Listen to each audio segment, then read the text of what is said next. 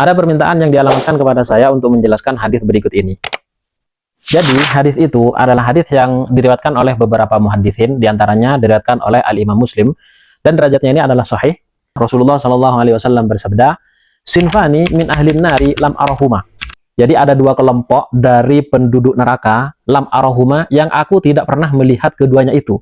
Artinya, di zaman Rasulullah, dua kelompok ini memang tidak ada dan pasti akan ada. Bahkan di sini Al-Imam An-Nawawi menyebutkan bahwa hadzal hadits min mu'jizatin nubuwati. Jadi hadits ini menunjukkan mukjizat nubuat Rasulullah, bahwa pasti akan terjadi di kemudian hari. Siapa saja dua kelompok itu? Yang pertama, qaumun ma'ahum siyatun ka'adnabil baqari yadribuna bihannas. Jadi ada sekelompok manusia di mana mereka itu mempunyai semacam cambuk, semacam cemeti, yadribuna bihannas, di mana mereka memukulkan cambuk ini kepada manusia. Jadi di sini menurut penjelasan para ulama menggambarkan penguasa yang otoriter, yang mana mereka itu gemar menyiksa, gemar menyakiti rakyatnya.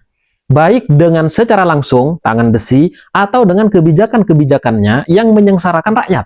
Hitler misalnya, atau Mao Zedong, atau Amerika, ataupun pemimpin-pemimpin yang memang dia adalah otoriter dan tangan besi.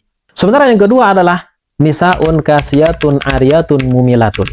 Jadi di sini Rasulullah menggambarkan yang kedua adalah perempuan nisaun kasiyatun. Jadi mereka itu menggunakan baju.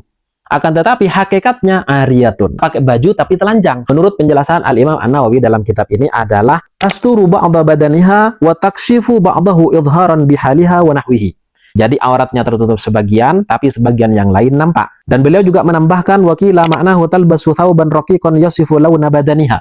Menggunakan baju tapi menyifati bentuk tubuhnya atau warna kulitnya, terawang atau bajunya ketat. Sementara makna daripada mumilat itu adalah mengajarkan perempuan-perempuan yang lain perbuatan mereka yang jelek. Ada juga para ulama yang menjelaskan bahwa mumilat itu adalah berjalan dengan cara berlenggak-lenggok. Kalau kita lihat itu sekarang seperti perempuan yang jalan di catwalk. Entah mereka itu artis ataupun apa, tapi mereka selalu menampakkan tubuh mereka dengan sangat bangga. Jadi mukhtabiratin mumilatin li'aktafihinna. Jadi pundaknya itu digoyang-goyangkan dan itu hanya terjadi ketika jalannya seperti di catwalk itu. Sementara ma'ilat itu adalah condong, artinya condong pada kemaksiatan, condong kepada dosa, yang dalam hal ini adalah merayu laki-laki agar kemudian melakukan perbuatan serong dengan perempuan ini. Dan Rasulullah bahkan menyifati ru'usuhunna ka'asnimatil bukhtil ma'ilah. Kepala mereka seperti punuk unta yang miring. Maksudnya apa? Mereka itu rambutnya itu digelung atau kemudian dikasih sesuatu agar lebih timbul dan lebih kelihatan. Sebagaimana beliau di sini dijelaskan an yukabbirna wa yu'azzimnaha bila fi imamatin aw isabatin aw nahwiha. Jadi dia itu membesarkannya dan juga mengagungkannya biar besar, biar kelihatan dengan cara menambahkan imamah, yaitu dengan diikat di sininya, atau ada benda tertentu yang membuat lebih menonjol.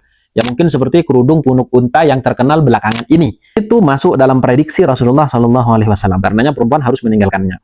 La yadkhulnal jannata wa la yajidna rihaha.